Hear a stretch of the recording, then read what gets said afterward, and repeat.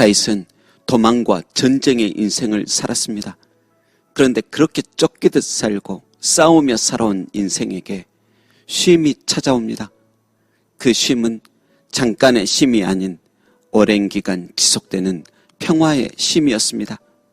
그래서 다윗은 비로소 왕궁에서 아무 걱정 없이 평안하게 지낼 수 있었습니다.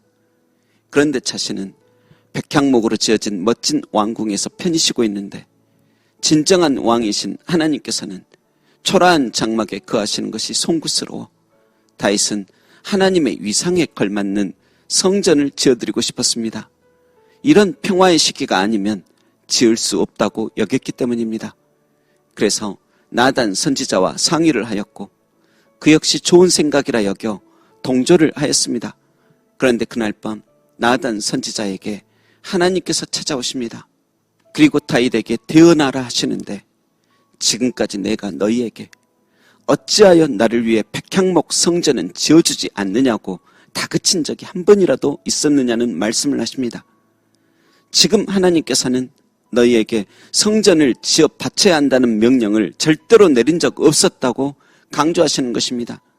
하나님의 임재는 공간이나 장소에 제약을 받지 않기 때문입니다. 그리고 성전을 짓게 된다면 전쟁 중 피를 많이 흘린 다윗이 아닌 다윗의 후손이 성전을 짓게 될 것이라 말씀하십니다.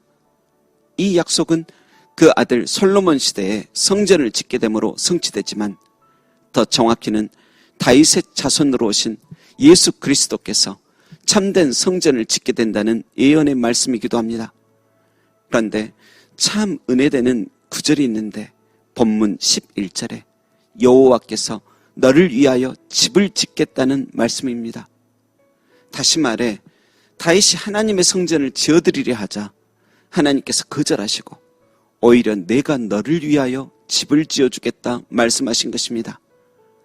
여러분, 이 말씀도 복음적으로는 예수 그리스도를 통하여 이루어질 하나님의 나라를 뜻하기도 하지만 말씀 그대로 다윗을 향한 놀라운 축복입니다.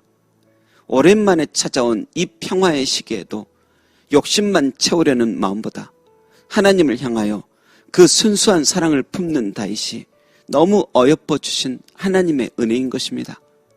여러분, 우리가 드리는 찬양, 기도, 봉사, 헌금은 하나님께서 뭔가 부족하셔서 받으시는 게 아닙니다.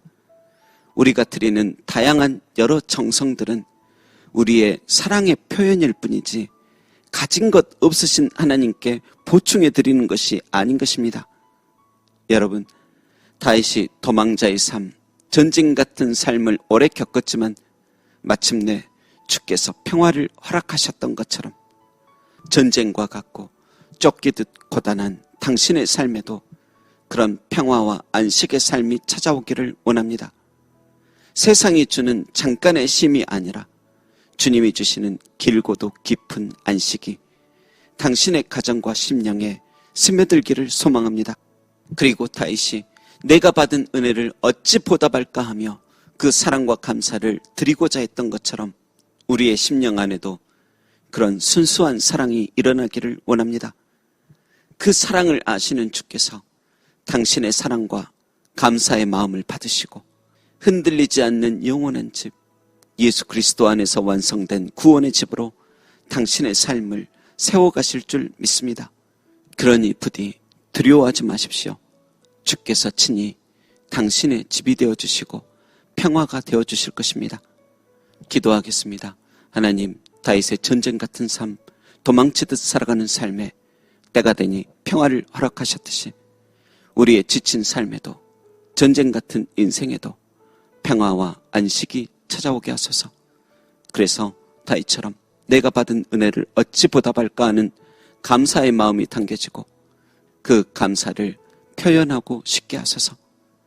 날이 갈수록 욕심과 미움만이 누룩처럼 확장되지 않고 주를 향한 선한 사랑의 마음만이 더욱 커져가길 원하오며 날 위해 흔들리지 않는 영원한 집을 세우신 예수님의 이름으로 기도합니다. 아멘.